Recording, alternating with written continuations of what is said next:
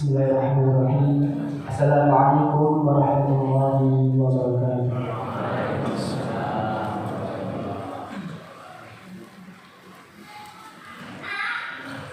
A'udzu billahi minasy syaithanir rajim.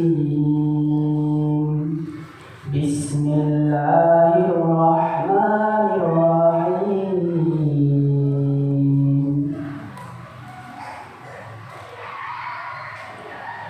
Qala ya iblis ma laka alla takuna ma'as sajidin.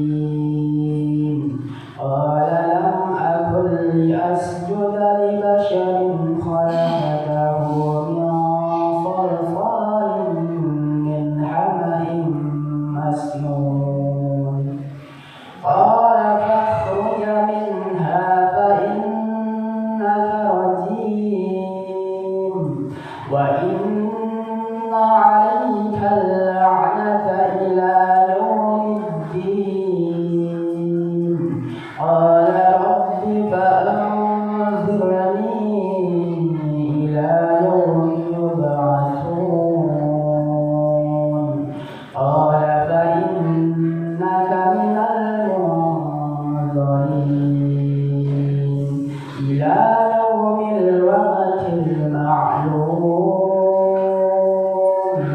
Qala rabbi bima aghwaytani la'uzayyinanna lahum fil ardi wa la'ughwiyannahum ajma'in illa 'ibadaka minhumul mukhlasin.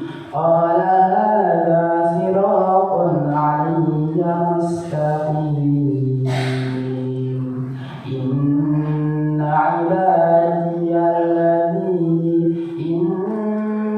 'ibadi laysa laka 'alayhim sultanun illa man ittaba'aka minal ghawin. Shadaqallahul 'azim. Allahumma hamdil Qur'an wa billahi hidayah. Assalamualaikum warahmatullahi wabarakatuh.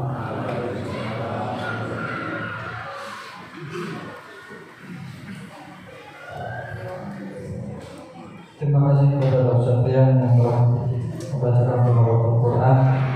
Semoga beliau yang membaca dan kita semua yang mendengarkan mendapatkan pahala di sisi Allah Subhanahu wa Ta'ala. Kemudian untuk acara selanjutnya yakni sambutan. Adapun untuk sambutan yang pertama yakni dari Majelis Ta'lim Uswatun Hasanah bagi yang mewakili waktu tempat kami, persilakan.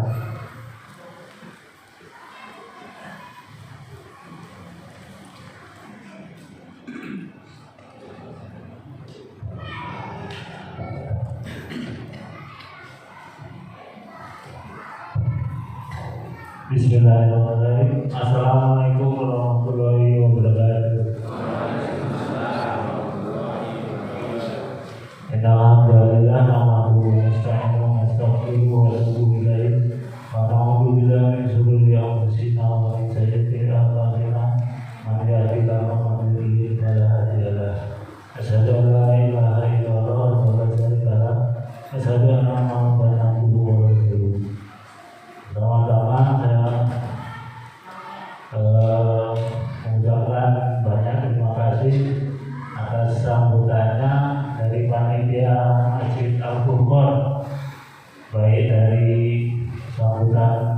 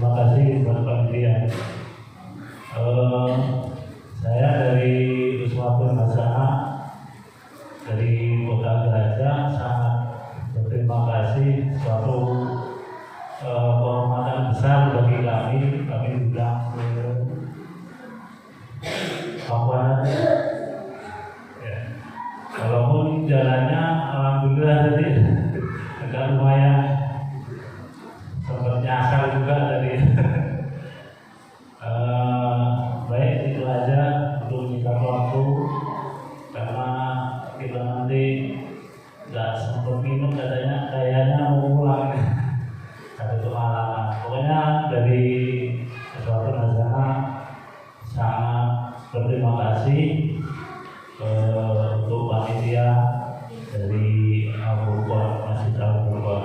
Terima kasih dari saya. Assalamualaikum warahmatullahi wabarakatuh.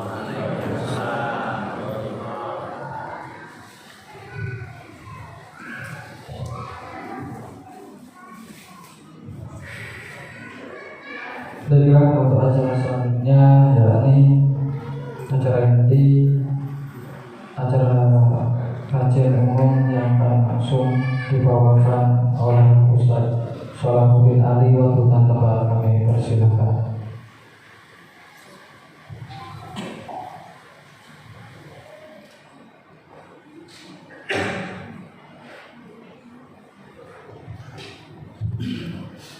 Bismillahirrahmanirrahim. Assalamualaikum warahmatullahi wabarakatuh.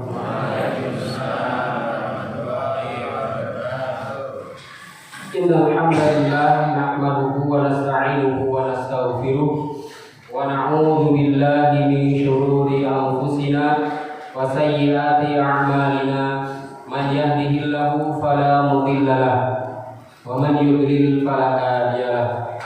Asyhadu an la ilaha illallah wahdahu la syarika lah wa asyhadu anna Muhammadan abduhu wa rasuluh la nabiyya wa la rasula ba'da. Allahumma salli wa sallim wa barik ala nabiyyina Muhammad wa ala alihi wa sahbihi wa man tabi'ahum bi ihsanin ila yaumil qiyamah. Qala Allah ta'ala fil Qur'anil Karim ba'da an na'udzu billahi minasyaitonir rajim. Bismillahirrahmanirrahim. Ya ayyuhalladzina amanu taqullaha haqqa tuqatih wa la tamutunna illa wa antum muslimun.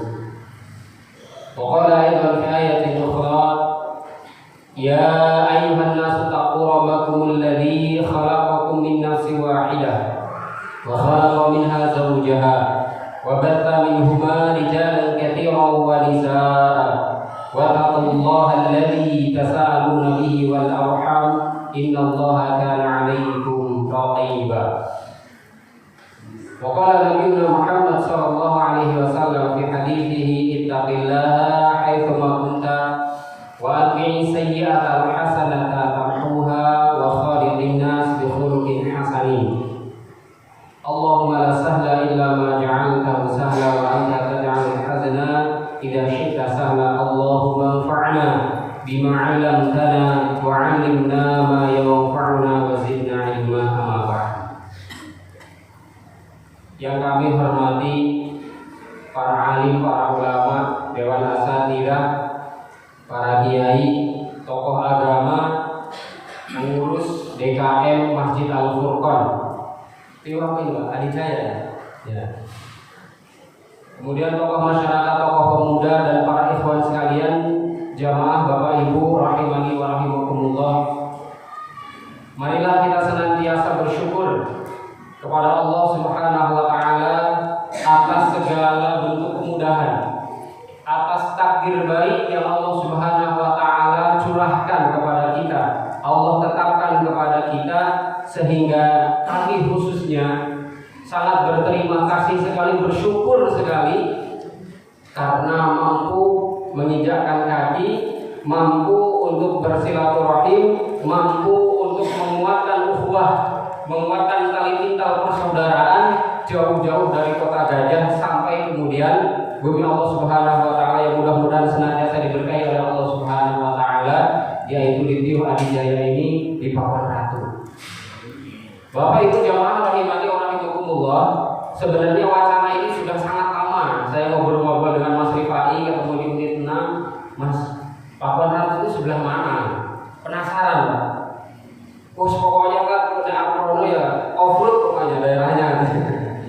Jadi mau ke daerah saya, pokoknya nanti siapkan aja mobil off-road. Akan tetapi ternyata karena memang tali ukhuwah yang memang Allah Subhanahu wa taala kuatkan, karena memang atas dasar iman yang mendorong kita semuanya, teman-teman yang ada di Kota Gajah untuk bisa sowan di rumah Allah Subhanahu wa taala ini, yaitu di Masjid Al-Furqan, yang yang sebelumnya Ustaz kami juga, yaitu Ustaz Maftuhan, beliau sudah singgah di sini, sudah mengisi di sini. Beliau juga Bapak Ibu sekalian adalah salah satu pemateri yang secara rutin, saya di pekan 1, 2 di malam Kamis, beliau di pekan ketiga dan keempat, yaitu dari Majelis Ta'lim Uswatun Hasanah. Jadi Majelis Ta'lim Uswatun Hasanah ini majelis taklim yang kami bentuk ya belum lama sebenarnya, masih seumur jagung, masih sangat harus banyak sekali belajar, terutama mungkin kepada para jamaah yang sudah malang melintang di dunia dakwah. Di sini kita nanti bisa sharing. Jadi kami tujuan utamanya mencari ridho Allah, dan kemudian kiprah kami adalah memakmurkan masjid, musola yang memang notabene di situ belum ada majelis ilmu. Jadi kita nembusi ke taklim Pak, menurut di sini ada taklim atau tidak, atau pengajian kita atau mungkin pengajian umum, pengajian tematik. Maka kemudian ya ada yang welcome, ada juga yang belum welcome. Ya, meskipun welcome itu bukan hanya tertulis di keset aja, tetapi nanti ya para takmir juga mereka ada yang oke, siap, kemudian diisi. Alhamdulillah setiap pekannya terisi, dan alhamdulillah malam Rabu ini Allah takdirkan kita semuanya untuk berada di masjid kita tercinta. Salawat dan salam semoga selalu tercurah dan tersampaikan kepada qudwah hasanah kita, kepada uswah hasanah kita, Nabi Allah Muhammad sallallahu alaihi wasallam.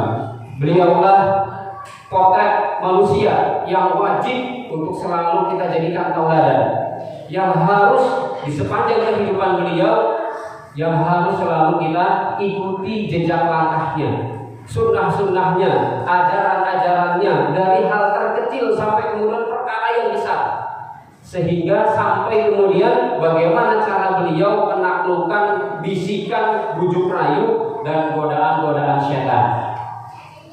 Kalau kemudian beliau itu tidak berhasil, tidak mungkin beliau akan menjadi orang yang nomor 1 di muka bumi ini, yang dituju oleh Allah Subhanahu wa Ta'ala, karena memang beliau adalah Sayyidul Anbiya.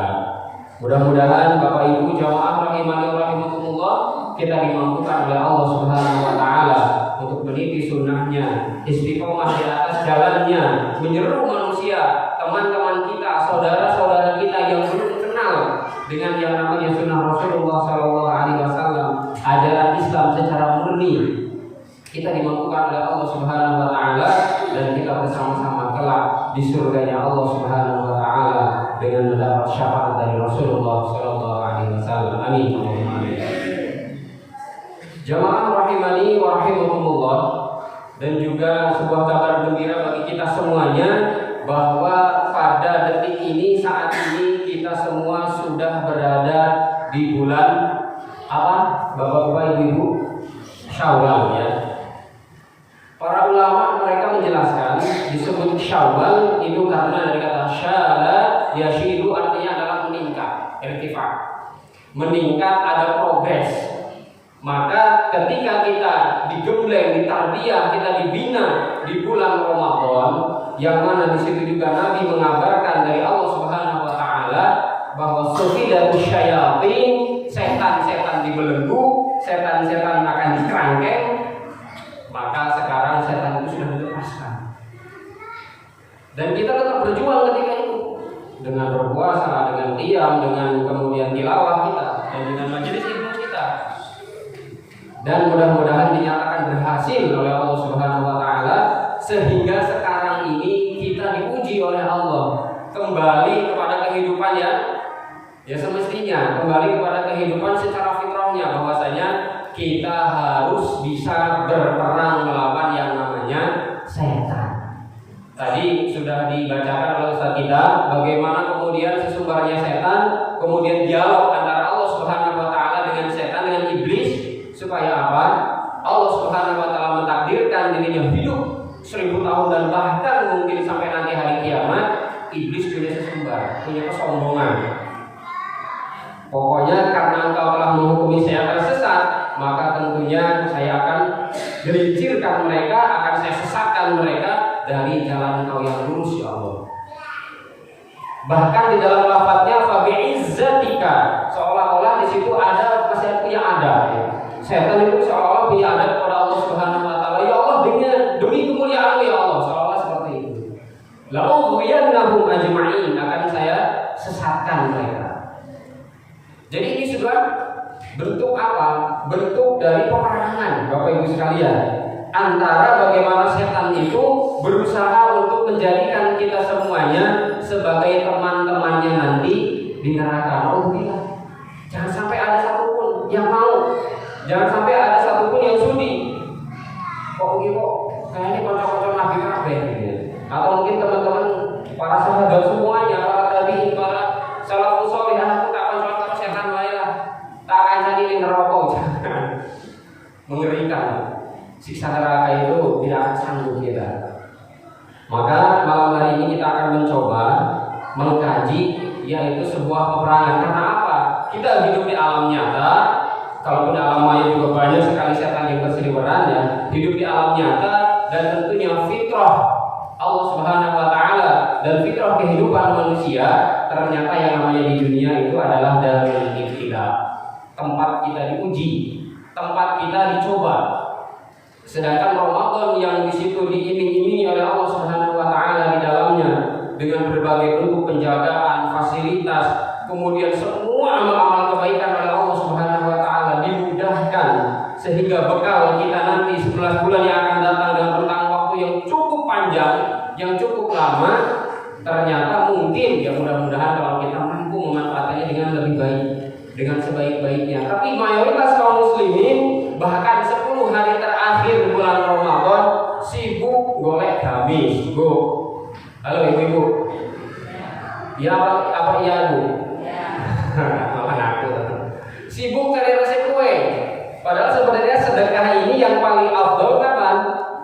Ketika Ramadan. Nabi itu sedekahnya lebih afdol, kemudian lebih banyak ketika di bulan Ramadan sebenarnya. Tapi di 10 hari terakhir bulan Ramadan, bapak-bapak sibuk cari sarung. Ini mungkin. Nah ini, tapi mudah-mudahan tidak untuk masjid Anggur, tidak untuk jamaah di sini. Aku kayaknya sih, iya yo. Saya ada tulisan ini. Atau mungkin pokoknya seperti apa? Sekarang ini kan lagi marak-maraknya mengikuti modis. Ya itu sudah menjadi sebuah hal yang lalu. Sekarang tinggal tuntutan dari Allah Subhanahu wa taala. Bulan Syawal ini adalah sebenarnya awal perjuangan kita.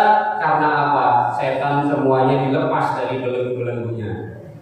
Kalau ketika Ramadan itu hanya hawa nafsu saja yang selalu membisik, yang selalu mengantarkan kepada keburukan-keburukan ketika tidak dikendalikan, maka kalau sudah bulan Syawal, Dzulqa'dah, Dzulhijjah sampai Muharram, sampai kemudian nanti bertemu lagi bulan Ramadan, setan berperan.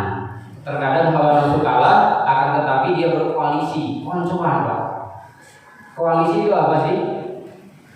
Teman, persekongkolan, itu koalisi.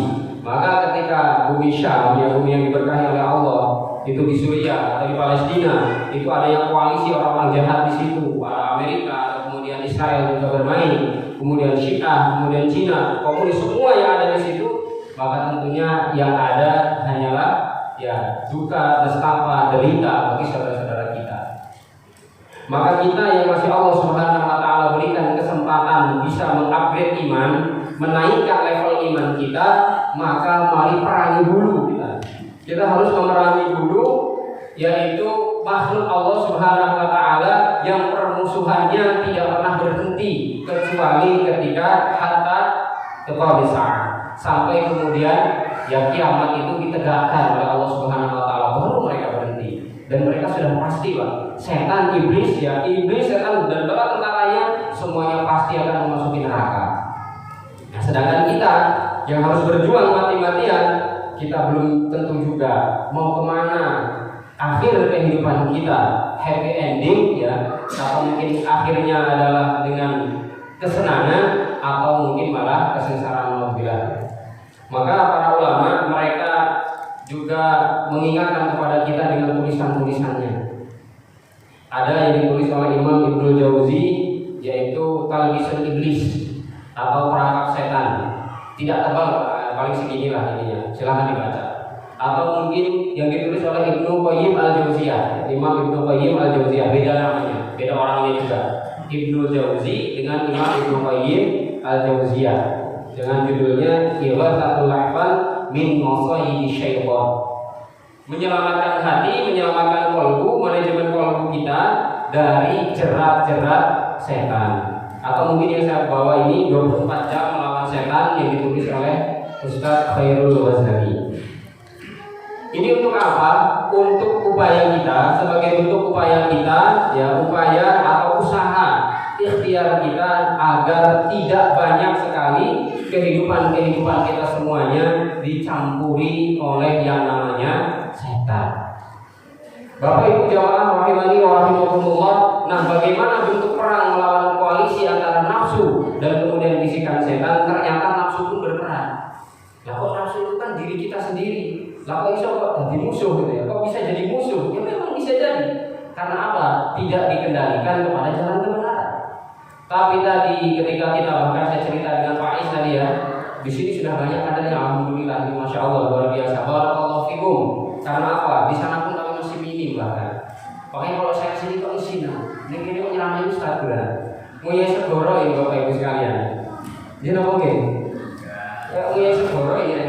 Ada yang dari Matali Anur, kan saya juga nggak pernah ke Matali Anur, belum mampu ya. Kayaknya saya sekolah lagi.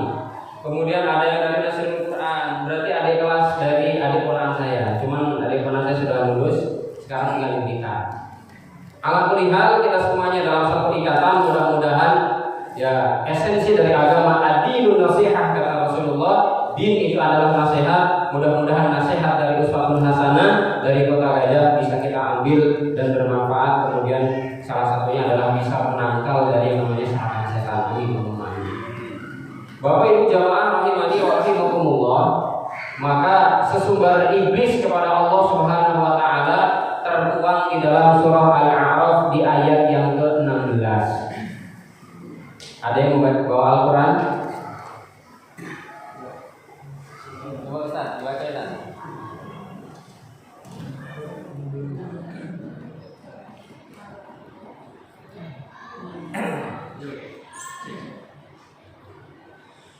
Ya di situ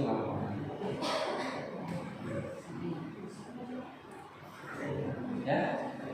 Ya supaya aja, jangan ayat 16 saja.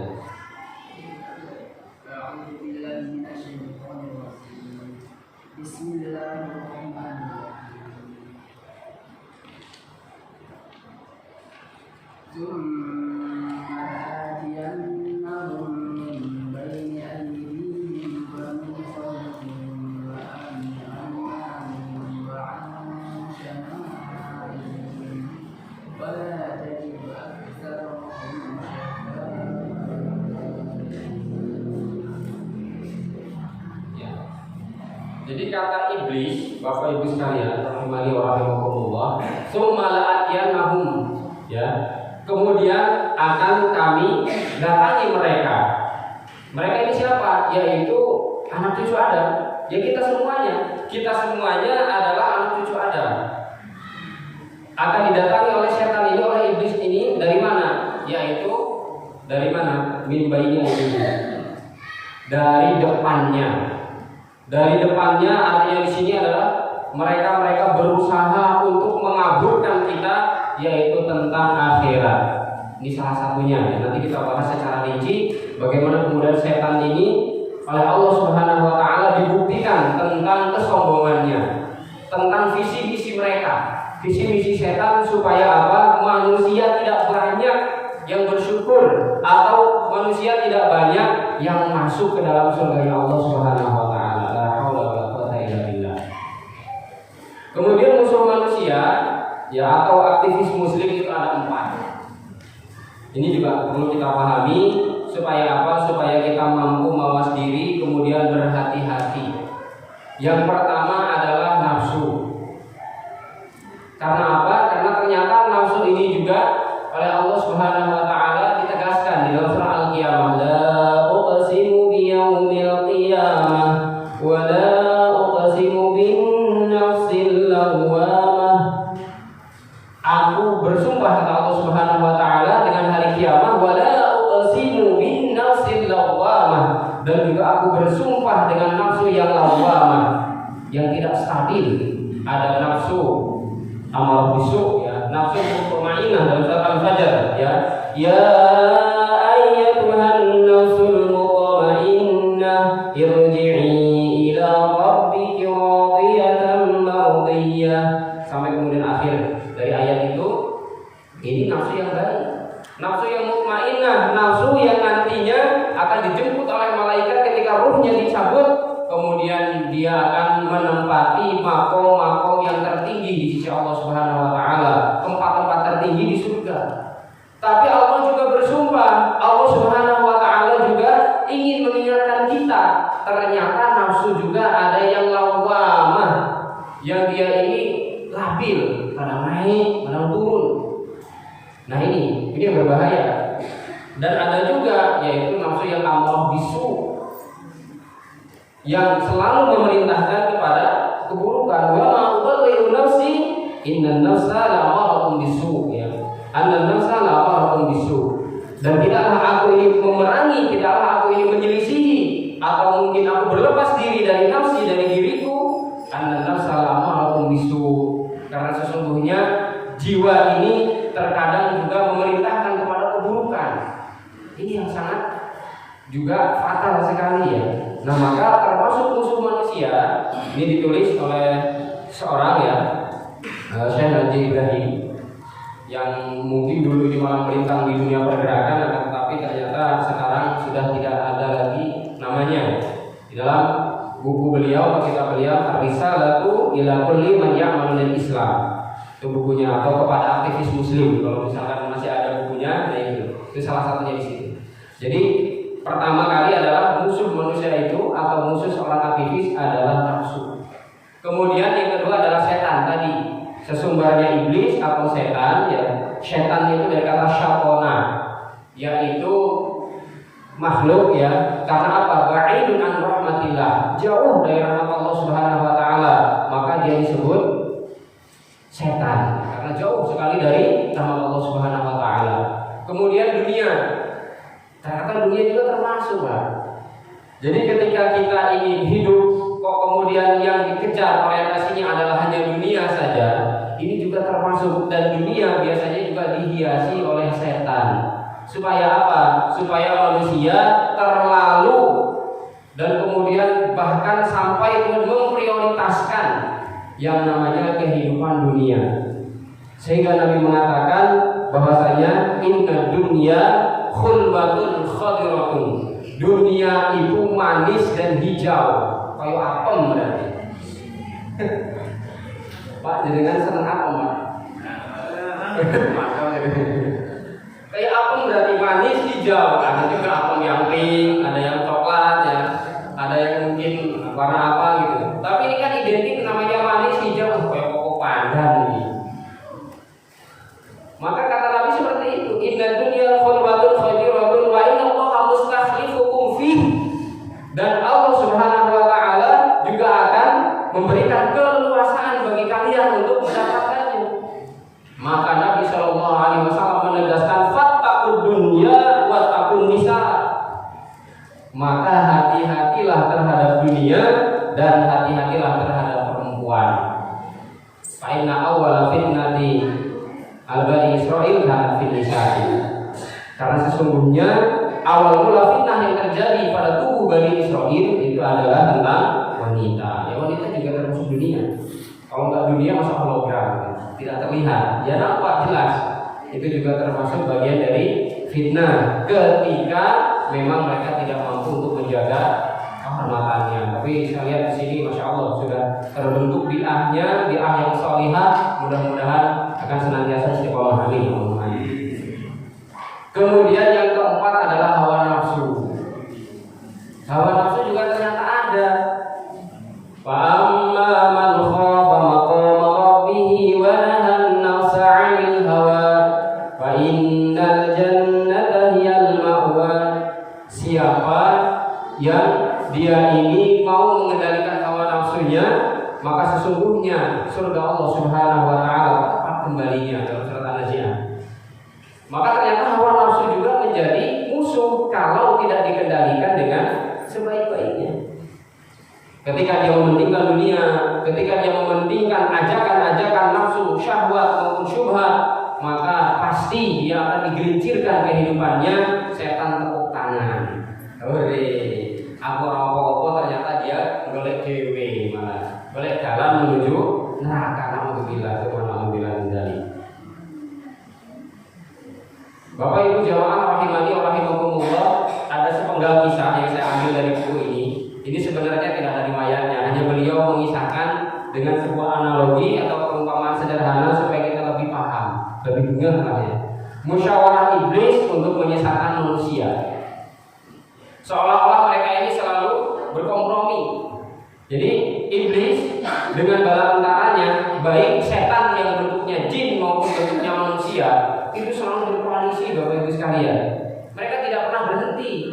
Kalau mungkin kita ada masa tidurnya, mereka tidak pernah tidur. Kalau kita ada masa istirahatnya, maca Quran, a'udzu billahi minasyaitonir rajim. Bismillahirrahmanirrahim. Tabarakalladzi biyadihi. Berhenti Pak ya. Setan itu ngembus-ngembuskan Pak. Mengalami atau tidak? Gitu ya. Bukan kemudian lupa ayatnya ya. Tahu-tahu sudah dapat berapa sunat gitu ya. Mau selesai setengah juz, udah pokoknya kemana-mana. Kadang ngelantur, ada yang pernah mengalami. Kadang ngomong begini, kemendangan gitu. Setan gak pernah berhenti itu memang. Gimana caranya? Bahkan mohon maaf, jadi tidak saya sebutkan namanya. Ada dulu kakak kelas kami di pondok pesantren ketika di Darussahadah ya. Beliau ini dulunya memang pernah atau bisa dikatakan ex kanuragan ya, yang paling kencang belajar kanuragannya. Maka ketika beliau ini melihat temannya, ketika ustadznya, namanya Ustadz Abu Fatihah, pernah kesini Ustadz Abu Fatihah? Pernah? Keunit ya? Masya Allah, pernah keunit beliau ya? Kan itu suaranya kencang ya, apalagi beliau kalau menjelaskan fikih munakaha tentang nikah. Oh, kami yang TID ini langsung nggak ada lagi rasa ngantuk. Tapi Ustadz ini yang sekarang jadi Ustadz ya, yang tadinya santri, melihat ada ikhwannya atau ada santri, salah satu santri, Ustadz yang menjelaskan dengan panjang lebar dan bahkan dengan berapi-api, kok turun. Ternyata kata Ustadz ini dia sedang dikipasi oleh jin dan terlihat. Itu bukan indigo, bukan kemudian malah dinobatkan orang sakti, bisa ngelok jin. Padahal di dalam dirinya memang ada jinnya.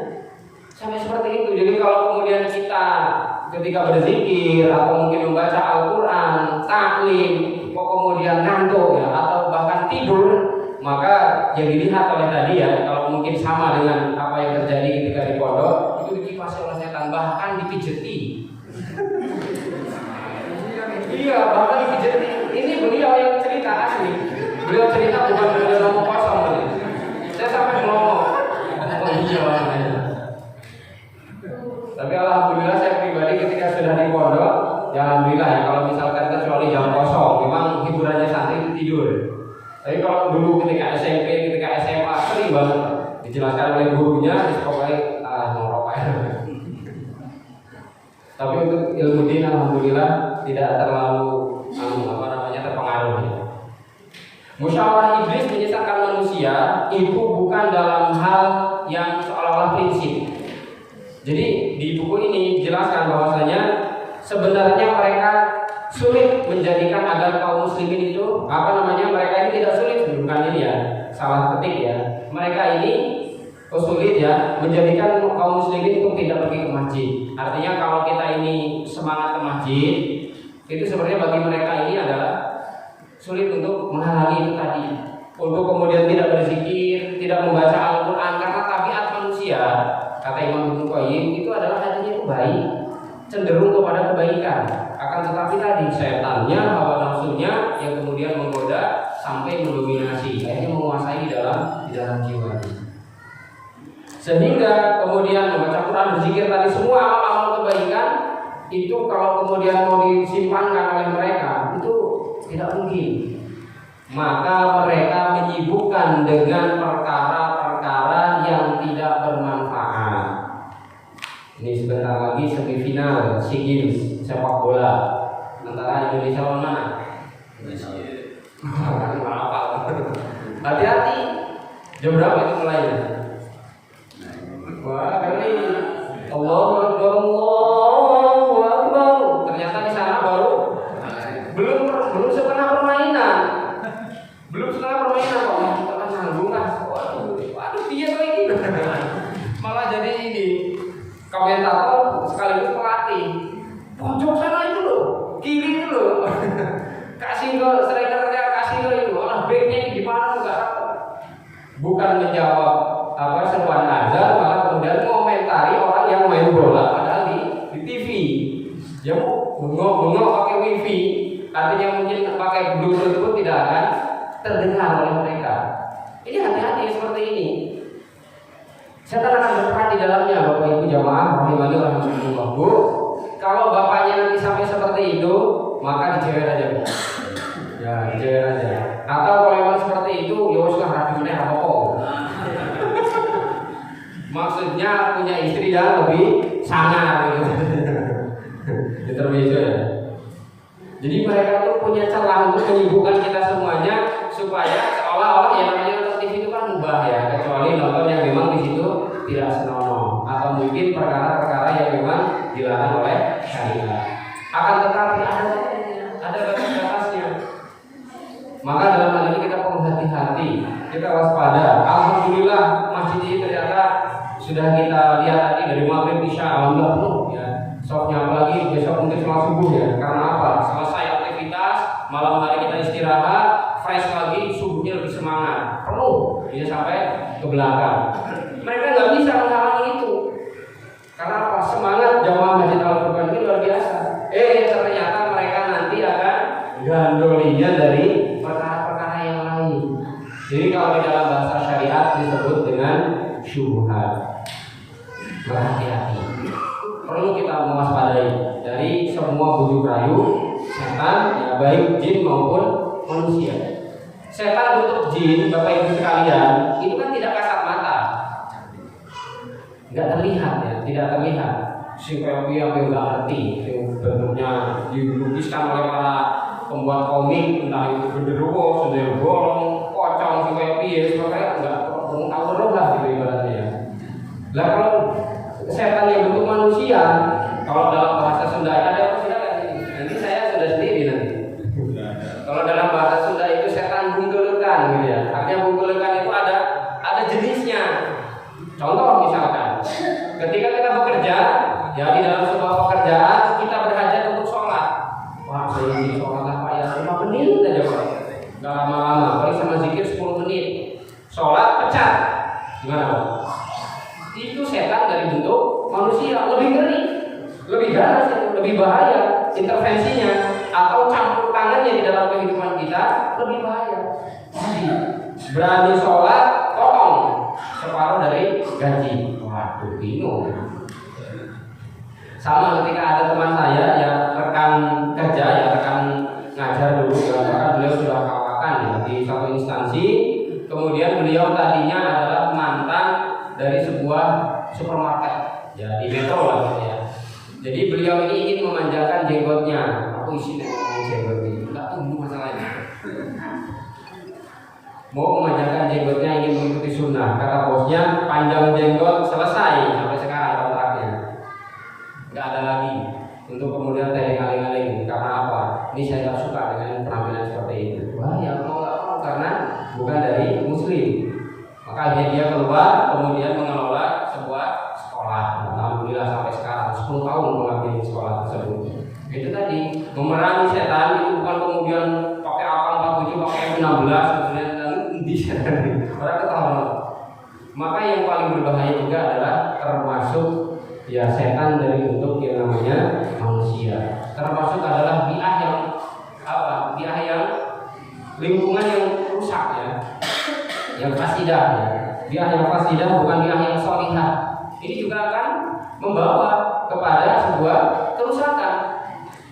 Mungkin kita tahu tentang Uqbah bin Abi Mu'ayth ya. Uqbah bin Abi Mu'ayth ini adalah seorang yang salah satu dari mereka yang getol untuk mencaci maki, menghajar beda, menghardik dan mencegah dakwah Nabi Shallallahu Alaihi Wasallam. Uqbah tetangga Nabi, di sini ada rumah Nabi, Abu Jahal, Uqbah bin Abi Mu'id, kemudian Umayyah bin Khalaf ya. Di situ deretannya orang-orang jahat semua. Suatu ketika Uqbah bin Abi Mu'id ini punya hajat Bapak Ibu sekalian. Aku pengen kalau nanti saya pas nikahan, pas duduk mantu Muhammad teko. Muhammad datang karena apa? Saya yakin dia adalah salah satu pembesar dari Quraisy karena memang beliau turunan Bani Hashim. Sampai kemudian Rasulullah memiliki syarat. Kalau saya harus hadir, wahai Uqbah, gak apa-apa. Kamu suka menggoda saya, bahkan Pak, Bapak Ibu jamaah rahimani wa rahimakumullah, Uqbah bin Abi Mu'id ini hampir setiap hari pekerjaannya itu naruh duri, naruh kotoran apapun itu, kotoran hewan terutama ya, itu pas di depan pintu Rasul, depan pintu Nabi SAW, rumah beliau. Sampai kemudian dibuka, Nabi mengatakan tetangga macam ini, kok yo tegomen gitu. Padahal saya ini tidak berbuat apa-apa kecuali hanya menyeru untuk mengesahkan Allah Subhanahu Wa Taala. Sampai kemudian ketika itu Nabi mensyaratkan kalau kamu mau saya datang hadir ke undangan kamu, ke resepsi pernikahan kamu atau ngunduh mantu kalau bahasa Jawa ini, maka muslim dulu. Kamu syahadat, oke saya datang. Oke kalau seperti itu, gengsi. Akhirnya punya gengsi dia, Uqbah bin Abi Mu'id ya. Kayak wis rapopo lah terus tak lakoni. Dia syahadat, Pak. Bapak Ibu sekalian, Uqbah bin Abi Mu'id ini syahadat sampai kemudian bertemu dengan Ubay bin Ka'ab. Jadi juga orang yang ya termasuk juga dia adalah yang ngompor-ngompori. Loh, Uqbah, kamu saya itu murtad. Itu bahasanya. Saya kira kamu murtad kok. Lalu maksudnya, lo malah biru-biru agama Muhammad tuh murtad tuh dari ajaran nenek moyang yang dulu. Wes, kamu lah, betul mana? Kamu masuk lagi dengan agama yang dulu, agama nenek moyang kita. Terus gak usah digubris dengan Muhammad.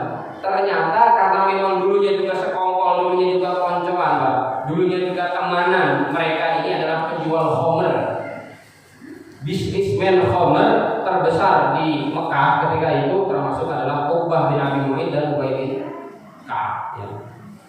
Sampai kemudian ya dua orang ini yang matinya juga mati mengenaskan, termasuk di perang Badar ya. Uqbah bin Abi Mu'id itu matinya di perang Badar. Akhirnya dia melepas keislamannya. Karena apa? Dia syahadat karena gengsi, karena lumayan katanya didatangi oleh pembesar Quraisy, yaitu salah satunya Nabi Muhammad SAW. Sampai ketemu dengan temannya yang mempengaruhi lagi, ini setan ini. Loh, gue yang kayak ngono, aku pasti ngono gue. Ajar ya. Kamu murtad apa namanya? Masuk dengan agama yang dulu lagi. Kamu sudah murtad kamu.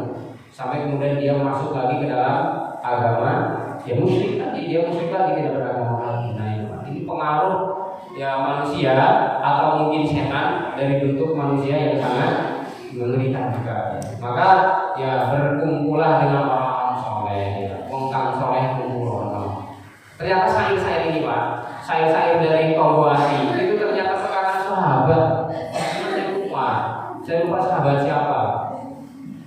Itu saya cari, saya gali-gali referensinya, ternyata itu perkataan para sahabat, kemudian dilestarikan oleh ya orang-orang yang ada di Jawa, sampai kemudian jadi syair tombok hatiku lima perkarani. Nah itu.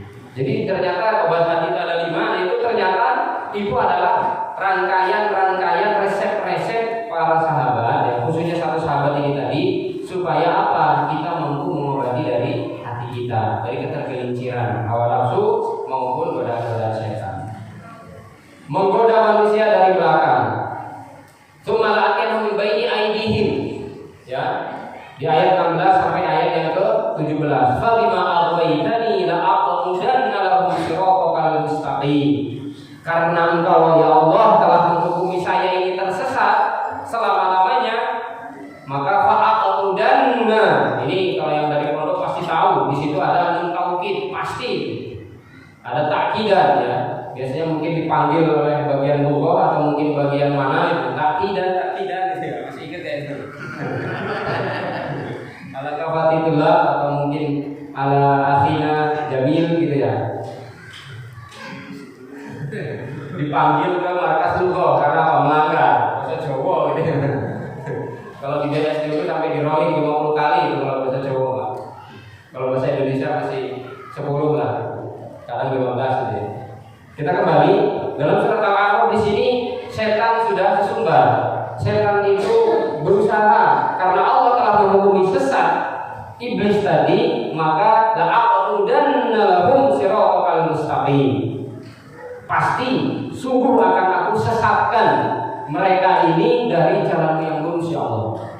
Tsumma la'atiyannahum min baini aydihim, maka akan aku datangi mereka dari depan. Dari depan ini kata Imam Ibnu Katsir menukil juga dari para ahli tafsir yang lain, bahwasanya beliau mengatakan dari depan itu diragukan tentang akhirat. Jadi kalau setan ini berusaha dicegah, ketika mau mungkin pernah mendengar kisah siapa namanya yang buta itu azan subuh, karena kalau bilang kan azannya azan awal untuk tahajud. Coba Abdullah bin Umi Maktum. Suatu ketika Abdullah bin Umi Maktum pergi ke masjid. Kemudian beliau berjalan karena memang tidak ada penuntun, buta matanya, maka kemudian beliau tersandung batu, jatuh, berdarah di bagian keningnya.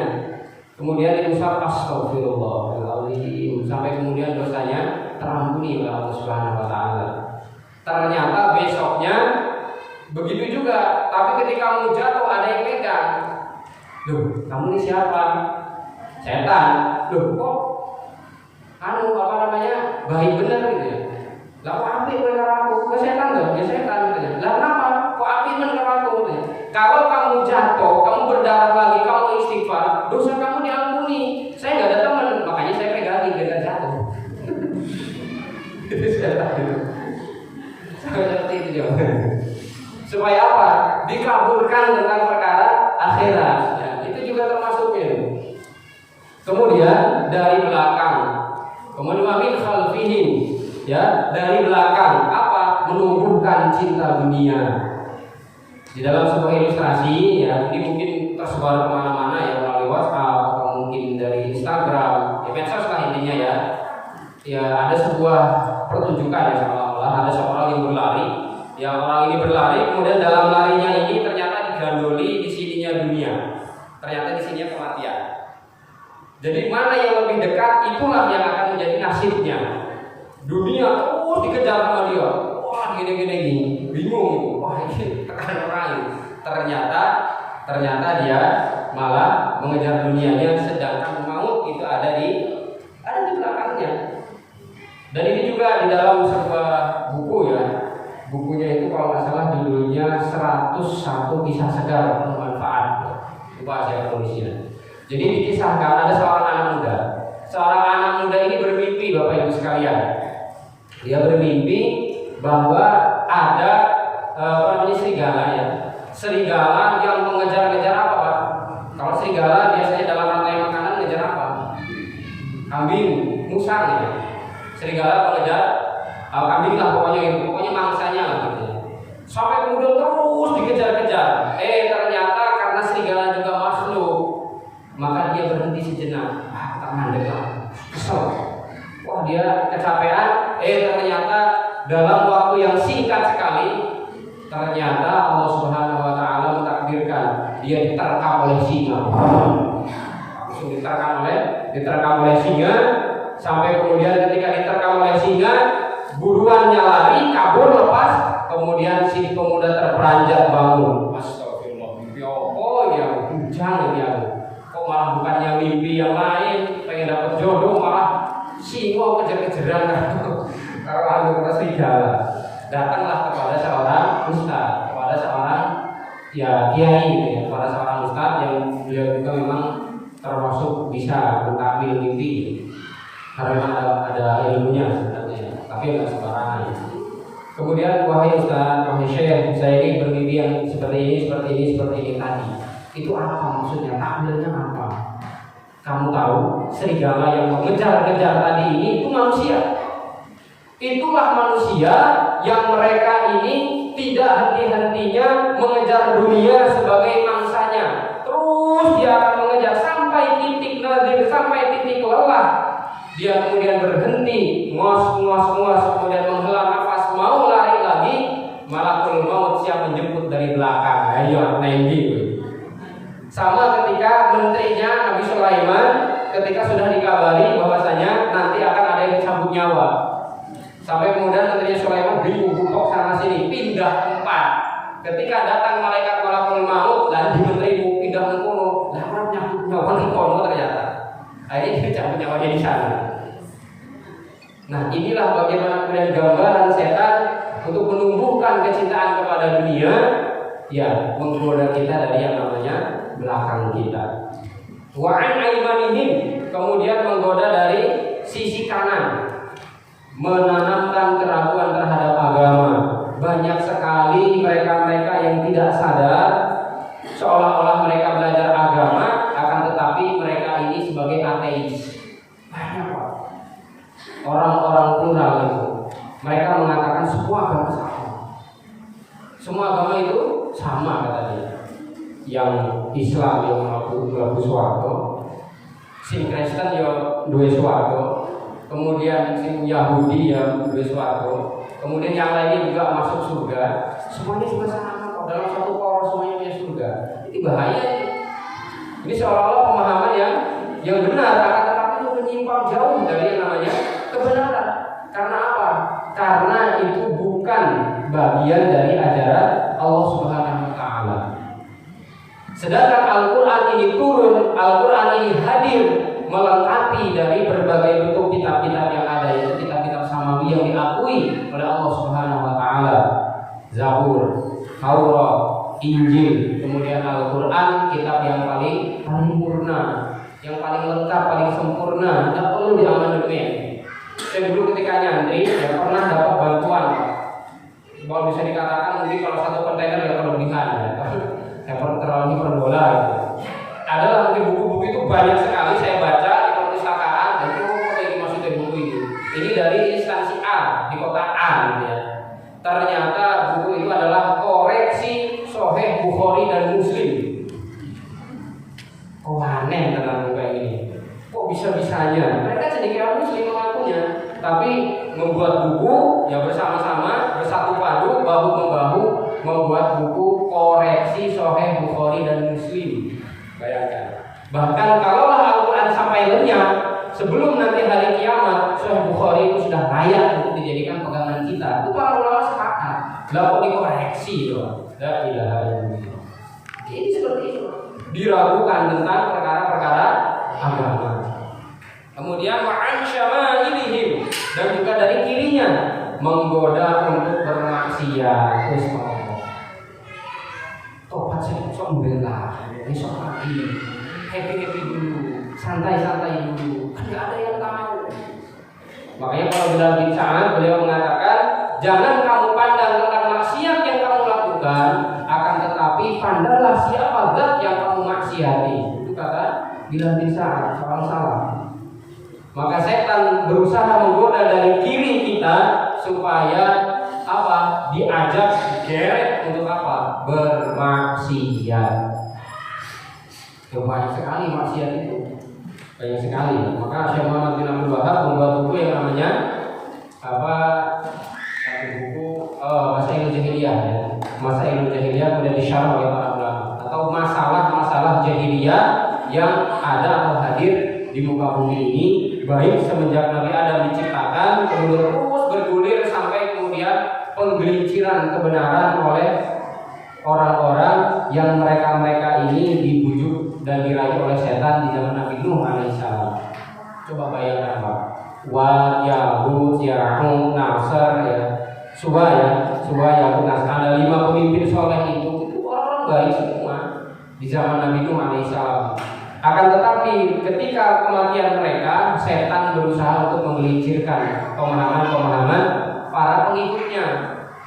Oh, murakanan toh, kalau Suwa, Yahud, apa Nasr, kemudian siapa tadi yang satunya Wad, murakanan loh, makanya pemimpin-pemimpin Nabi orang zalim.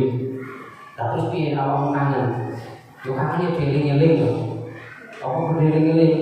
apa tidak lupa gitu. Dan digambar baik. Maka Imam At-Tabari di dalam tafsir At-Tabari kemudian di ikhtisar lagi ya, atau di dalam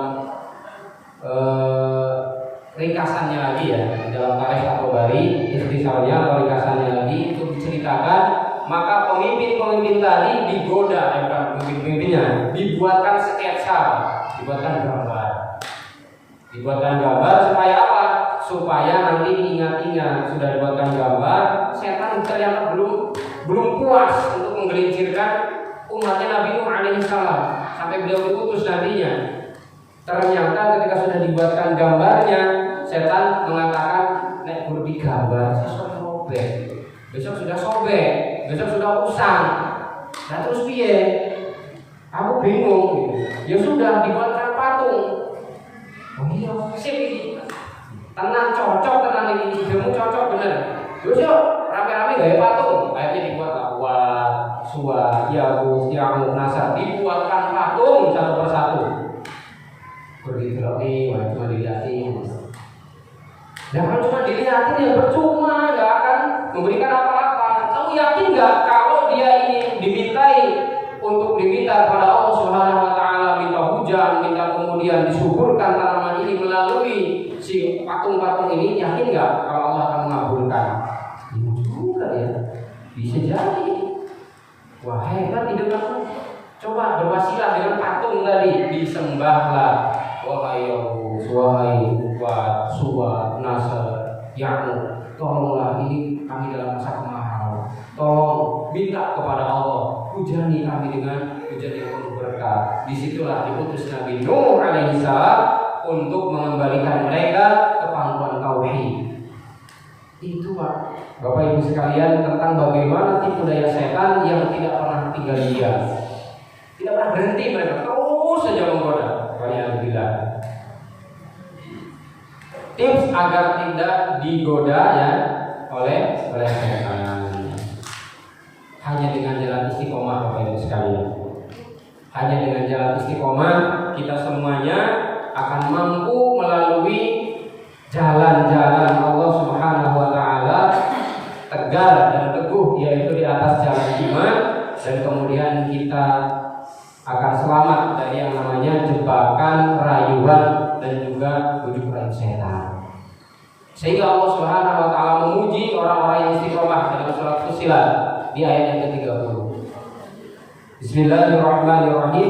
Innal ladzina qalu rabbuna Allah tsumma istaqamu tatanazzalu 'alaihimul malaikah alla takhafu wa la tahzanu wa abshiru bil jannati allati kuntum tu'adun.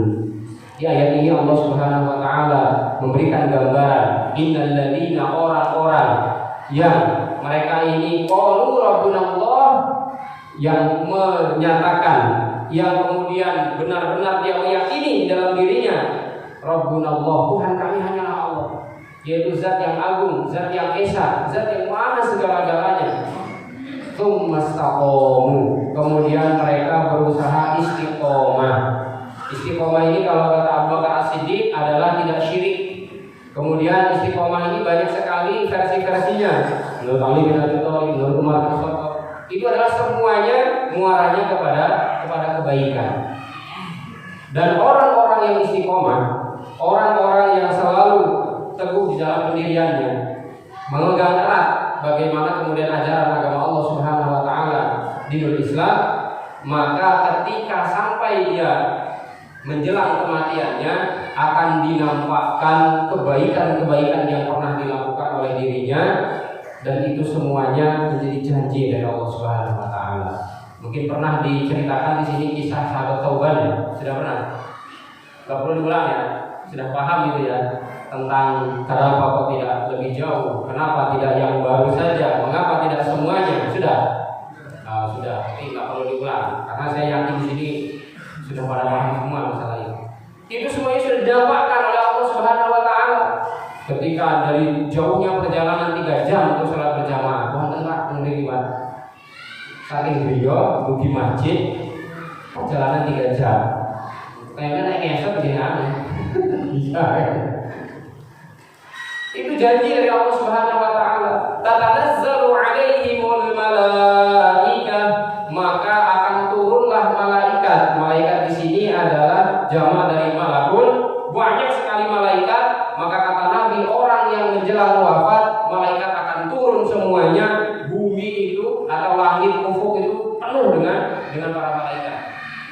Terkhusus dalam hal ini juga adalah yaitu dia orang yang beriman, orang yang istiqomah tadi. Maka kemudian turunlah malaikat menunggui ruh yang nantinya akan keluar atau dikeluarkan oleh malakul maut atau malaikat pencabut nyawa tadi dengan pelan-pelan, awal-awal. Tidak sebagaimana orang kafir pukul dia di bagian punggungnya, di bagian sininya sampai kayak kesedap. Orang kafir seperti itu dipukul oleh malaikat, kasar pokoknya bawaannya. Tapi kalau orang beriman, orang istiqomah, ya Allah, kadang ada yang sedang membaca Al-Quran, ada yang sedang sholat, ada yang sedang ngisi taklim.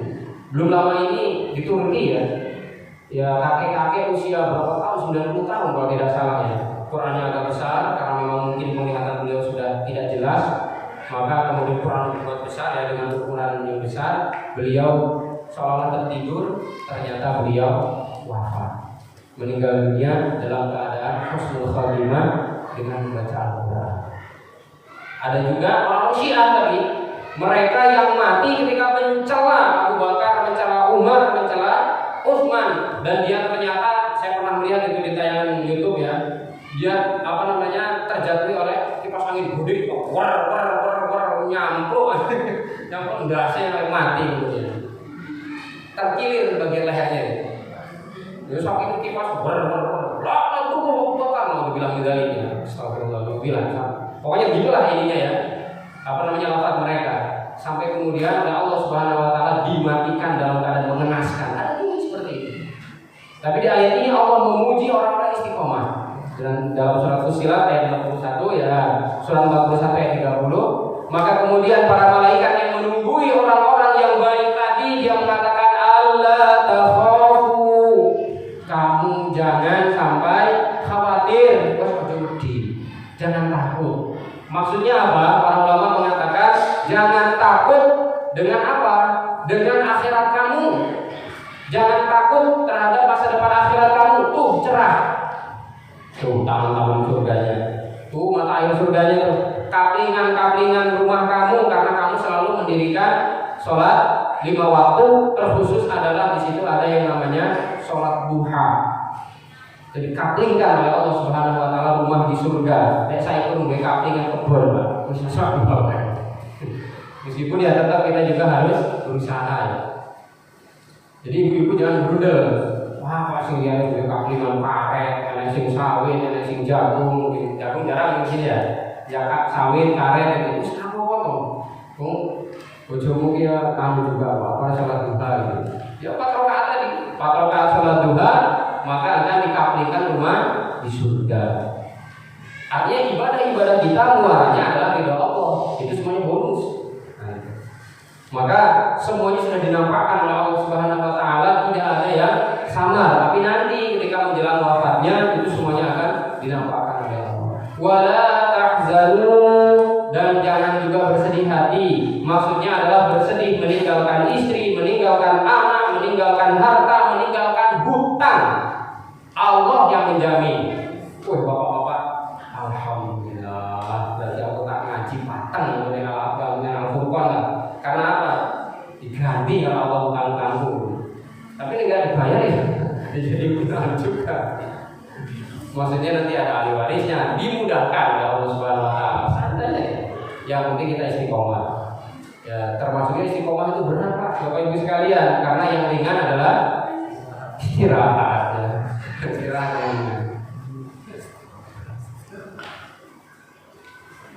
Bapak Ibu jamaah rahimani wa rahimakumullah, ini tadi sudah kita sampaikan ya dari tafsiran surat Fussilat ayat 30. Maka agar selalu istiqomah, niat yang lurus. Niat yang lurus. Karena apa? Orang yang niatnya lurus, ikhlas karena Allah Subhanahu wa taala, tidak mempan digoda oleh setan. Mana buktinya? Tuh Pak, di dalam surat Shad ayat 82 83. Ketika setan mengatakan fabi'izzatika la'ughwiyannahum ajma'in, dengan kemuliaan-Mu ya Allah, sungguh akan aku sesatkan mereka ini, illa ibadaka minhumul mukhlasin, kecuali hamba-hambamu yang ikhlas. Hanya orang yang lurus, orang yang ikhlas itu sulit untuk digoda oleh setan. Maka Umar bin Khattab ketika beliau memimpin menjadi khalifah yang kedua setelah Abu Bakar As-Siddiq, kemudian ditunjuk oleh Abdurrahman bin Auf, ditunjuk oleh Utsman bin Affan, dan juga oleh yang lainnya, ditunjuklah Umar bin Khattab menggantikan Abu Bakar As-Siddiq. Maka kemudian beliau memimpin dengan luar biasa, futuhat terjadi di mana-mana, Syria di mana Persia. Makanya orang Syiah itu benci betul kepada Umar bin Khattab.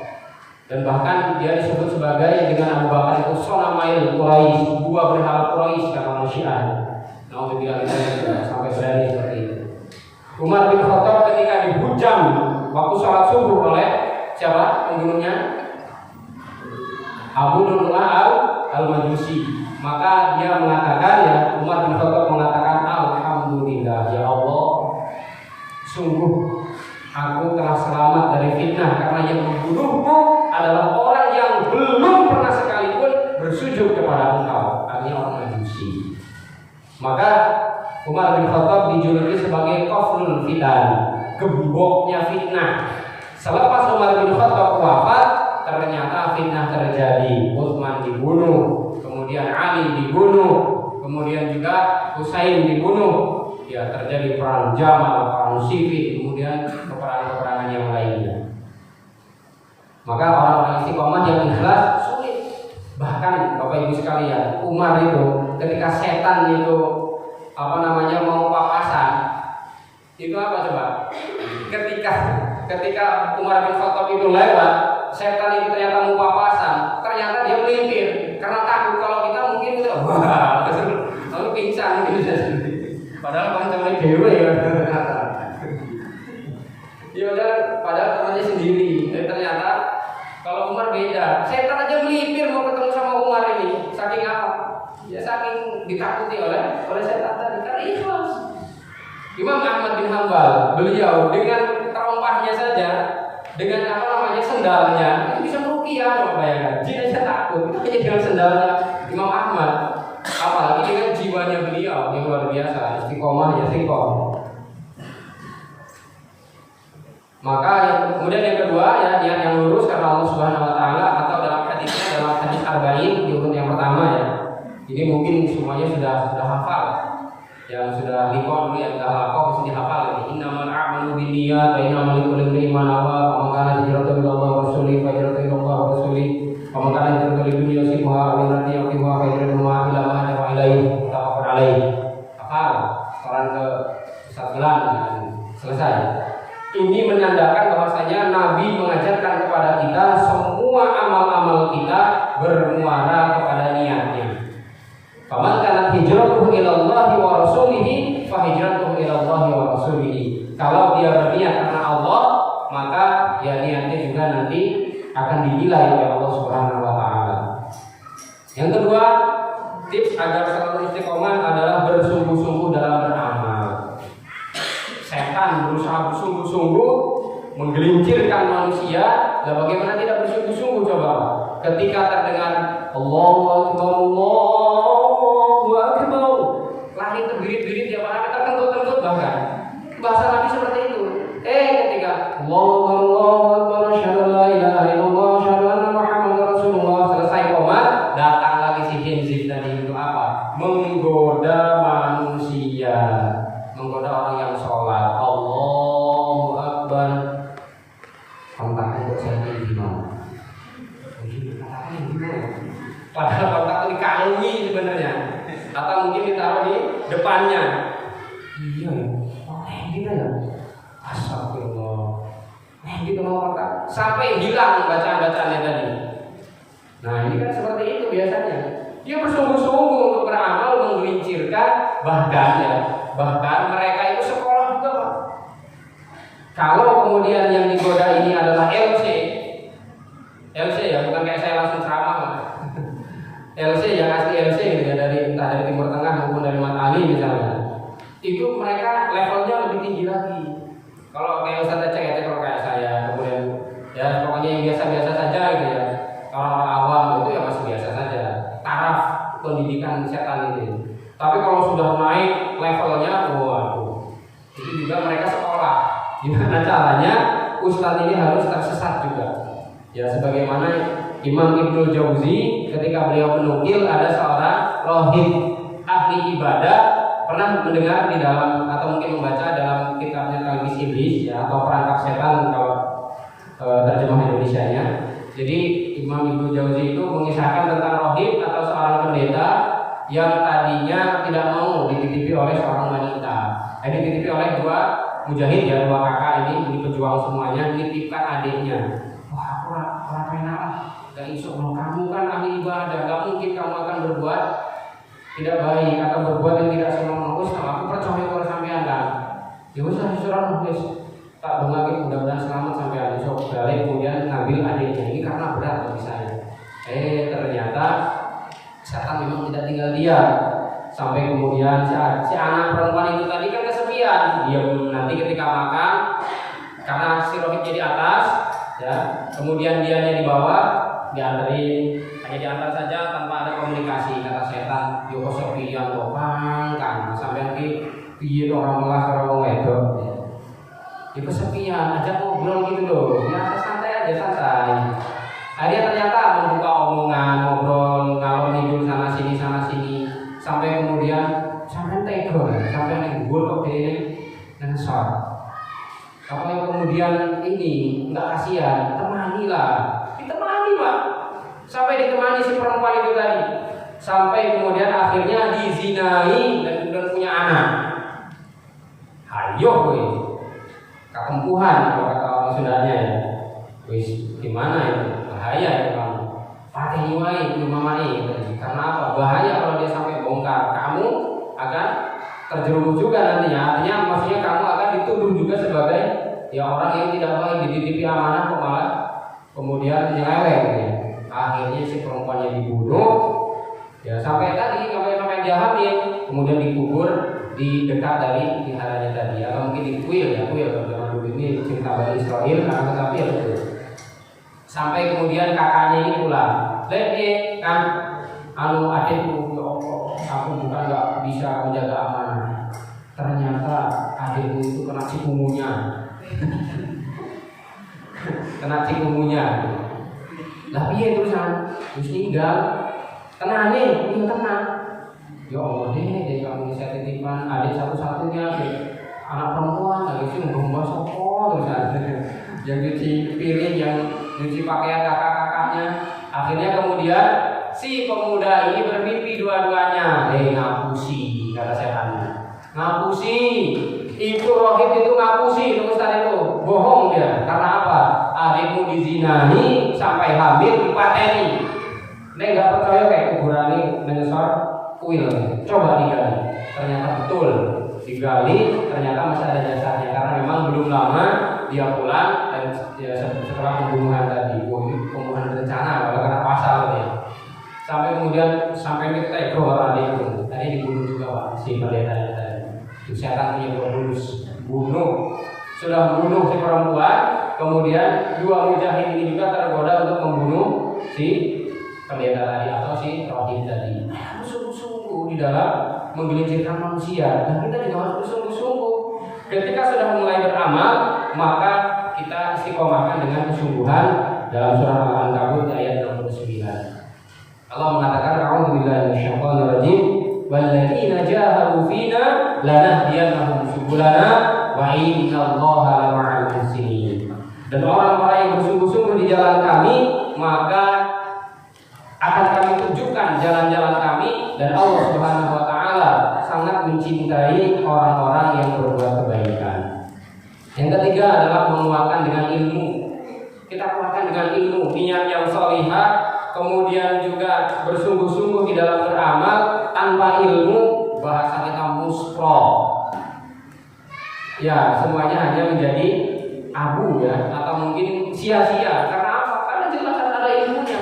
Ada Quran, Qurannya, sunnah nabinya, ijma yang disepakati oleh para ulama baik salaf maupun khalaf, kemudian ada qiyas yang menjadi dasar pijakan yang kemudian disitu juga disetujui oleh para ulama, kebolehannya disepakati. Nih, maka kuatkan dengan ilmu. Maka alhamdulillah ketika kita sudah mulai ngaji, memulai dari aktivitas kita pekanan. Jadi ngajinya sepekan berapa kali? Sekali. Berarti tambah lagi karena ilmunya luar biasa. Al-Quran yang ulama tambah. Ini satu-satu muda ini harus digali potensinya. Kalau belum dikali di sana. Nah, balik pokoknya yang tak doang. Cari yang isi juga apa-apa. Dikuatkan dengan ilmu. Kalau kajian hadis Pak, setiap hari ada Riyadhus Shalihin lah minimal di dari Pais, kemudian Mas Adi di sini kan? Dari Mas Adi, kemudian Pak siapa? Pak Ruli. Ya digilir. Ya kami di sana berusaha untuk mendawamkan ya. Ya sepenting bisa baca, kemudian di situ kan sudah ada syaratnya ya. Kalau yang syarah Riyadhus Shalihin yang bukunya agak tebal, warna hijau lah pokoknya ya. Itu disyarah oleh para ulama termasuk Syekh Al-Albani itu sudah ada syaratnya, penjelasannya hadis, kemudian penjelasannya satu saja setiap hari, setiap subuh. Kalau kami di musola Al-Jauhar di sana itu rutin. Saya khususnya ada kulturnya sedikit ya, itu setiap hari Jumat. Nanti hari Senin bulan, Selasa bulan, Rabu bulan sampai hari Ahad itu tidak terputus terus itu. Sampai sekarang nomor hadis yang ke-9 ribuan. Urutan yang sampai yang ke-9 ribuan hadis di dalam kitab Riyadhus Shalihin. Khatam itu insyaallah muat dengan kita mudah-mudahan. Terakhir, Bapak Ibu jamaah rahimani wa rahimakumullah, hidup berjamaah itu dewi-dewi. Karena apa? Riskannya hidup sendiri itu tidak ada yang mengingatkan. Maka Allah Subhanahu wa taala mengisyaratkan wa'tasimu bihablillahi jami'an wa la tafarraqu. Dan berpegang teguhlah kalian semuanya dengan tali Allah, artinya Al-Qur'an atau dengan agama Islam, wa la tafarraqu. Jangan kalian berpecah belah. Jangan kalian bercerai-berai. Kalau masalah kemarin tentang lebaran Jumat atau Sabtu itu bukan berpecah belah, Pak. Itu hanya perselisihan, itu hanya khilafiyah. Yang penting satu Syawal. Yang penting satu Syawal. Kabeh satu Syawal. Hari Jumat di satu Syawal, hari Sabtu ya satu Syawal. Sing salah sing piye? Kalau kata bahasa Ustaz Anwar Zahid, ora melu poso geger yoyo, nah itu salah. Iya. Enggak ikut puasa malah geger pengen lebaran, padahal ternyata ibadahnya nggak mau. Nabi mengatakan alaikum bil jamaah wa yakum al furqah baina syaitan ma'al wahid wa min al ithnaini ab'ad wa man arada bukuhatal jannah falyalzim bil jamaah. Hendaklah kalian hidup berjamaah, jangan pernah kemudian berpecah belah, jangan pernah membuat firqah-firqah. Karena setan bersama yang sendirian dan bersama yang dua lebih jauh. Siapa yang ingin mendapatkan tengah-tengahnya surga atau perbendaharaan surga, falyalzimil jamaah, maka hiduplah berkomunitas. Apalagi kita sudah punya yayasan Pak ya, Yayasan Al-Furqan Citra Imani. Saya ketika di Punggur itu Pak, kalau saya aslinya Punggur Pak, orang Punggur. Kalau desanya di Nunggalrejo. Kalau teman-teman memang dari Kota Gajah, ada juga dari Metro, ini beliau kameramennya dari Metro. Tapi kita ya dalam satu kesatuan dalam majelis taklim suatu hasanah. Saya membayangkan itu iya. Al-Furqan itu seperti apa sih? Baru terbayang kemudian lihat di map, oh ternyata ramai juga ternyata. Berarti Mas Rifai hapus sih. Akhirnya nambah semangat karena perjalanan saya ke Kalimantan ketika mulai dari saya turun dari Bandara Cilikriwut di Kalimantan Tengah sampai ke tempat tugas saya bertemu Ustadz Nur Khatib. Ya, Allah yahfaduhu, hafizahullah ta'ala, mudah-mudahan Allah senantiasa menjaga beliau. Itu perjalanan 8 jam Pak travel. Jam 8 saya turun dari pesawat, kemudian saya dijemput, ditaruh di Kabupaten Buntok namanya, sampai kemudian kita di situ malam hari, kemudian bermalam ya, dan besoknya diangkut ke Muara Teweh, ya, tempat Ustadz Mufti. Sampai sana kita mulai dari start dari kalau nggak salah dari Duhur ya, sampai kemudian ke Muara Tewe itu Isya. Mereka sudah selesai sholat Isya, kita sudah jamaah kosor. Baru kemudian ke tempat saya tugas di PT Padang Karunia Group, namanya dulu juga pernah ditempati oleh satu khotib, 1 jam. Kancane ternyata B1. Tapi B1 lah ya. Jadi biawa, kemudian guguk B1 ya, BABI itu ya. Kemudian apa namanya, hewan-hewan buas itu masih kadang-kadang di pinggir jalan. Wah, ini aku naik motoran piye ada segala ini. Karena dari tempat beliau satu khotib sampai ke tempat tugas saya itu 1 jam perjalanannya. Berliak-liuk melalui bukit, melalui gunung. Dilihat, ya Allah, masya Allah, ini luar biasa kekuasaan Tuhan. Di pohon-pohon itu masih sebesar-besar, kalau bahasa orang Sundanya segede benteng mudi gitu. Sebesar-besar apa namanya, perut kerbau, gede-gede gitu. Itu seperti itu. Maka pas ini belum ada apa-apanya. Mudah-mudahan masih bisa disambung. Mudah-mudahan. Amin. Demikian Bapak Ibu jamaah rahimani wa rahimakumullah. Apa yang dapat saya sampaikan ini sedikit atau sekelumit dari ya hal-hal untuk kita semuanya yang harus kita perhatikan, yaitu agar kita bisa melawan koalisi satu antara hawa nafsu, kemudian yang kedua adalah godaan-godaan setan yang tertutup. Jazakumullah khairan wa barakallahu fikum. Mudah-mudahan Allah mengistiqomahkan kita semuanya di atas jalan iman, di atas ukhuwah Islamiyah, sehingga mudah-mudahan kita bisa dipertemukan kembali. Saya kembalikan kepada pembicara. Bila taufiq wal hidayah. Wassalamualaikum warahmatullahi wabarakatuh.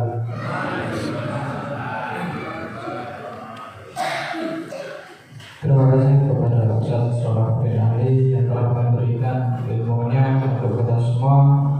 Semoga apa yang telah beliau sampaikan dapat bermanfaat untuk kita semua dan kita semua dapat mengamalkan apa yang telah beliau sampaikan. Kemudian untuk acara yang selanjutnya, yakni acara ruang munakosan atau ruang tanya jawab bagi bapak-bapak atau ibu-ibu sekalian yang ingin bertanya atau berdebat, kami persilakan.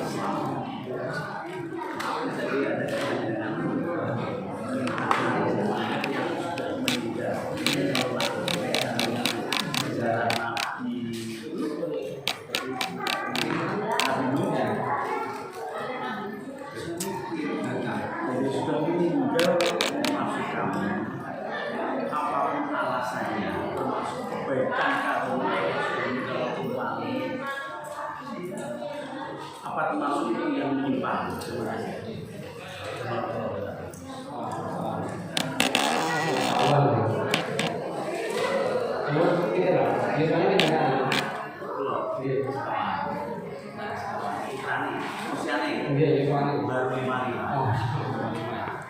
Pertanyaannya luar biasa ya.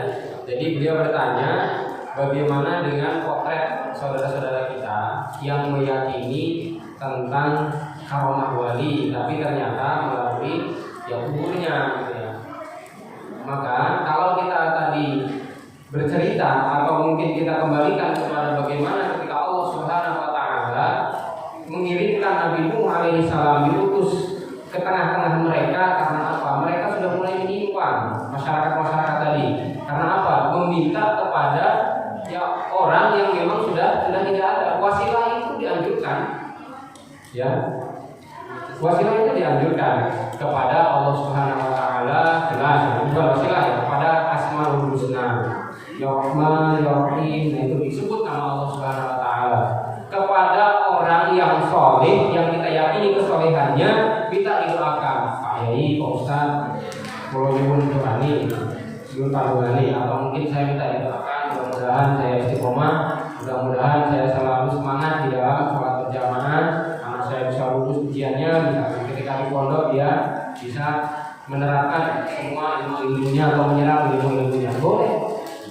Hanya memang ya ketika saya diskusi dengan kawan-kawan ini dari kalangan Asy'ariyah, dari Asy'ariyah, mereka mengatakan kami beranggapan orang-orang yang ada di kuburan itu tidak mati. Karena ketika Allah mengatakan wala tahsabanna alladziina qutilu fi sabilillahi amwat bal ahya'un 'inda rabbihim yurzaqun. Mereka hidup dan kami meyakini alam barzakh itu adalah bukan alam akhirat, hanya fase antara dunia dengan akhirat. Gitu, mereka meyakininya seperti itu.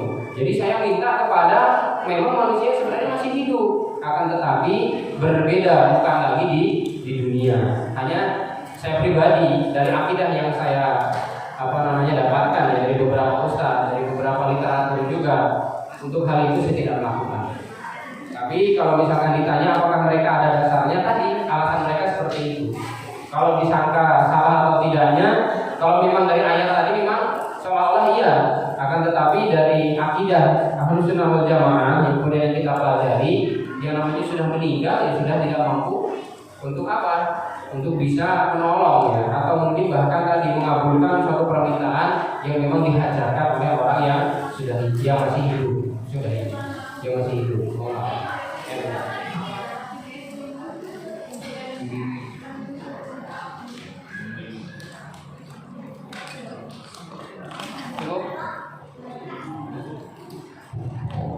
Dari ibu mungkin ada enggak? Kalau ada dicatat ada di kertas mungkin.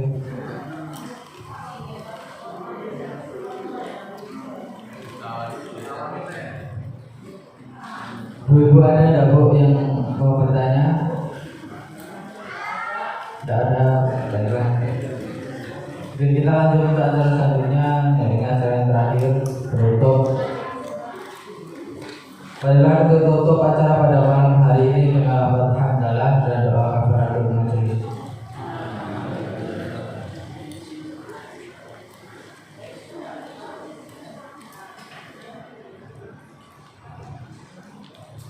Saya akhiri, assalamualaikum warahmatullahi wabarakatuh.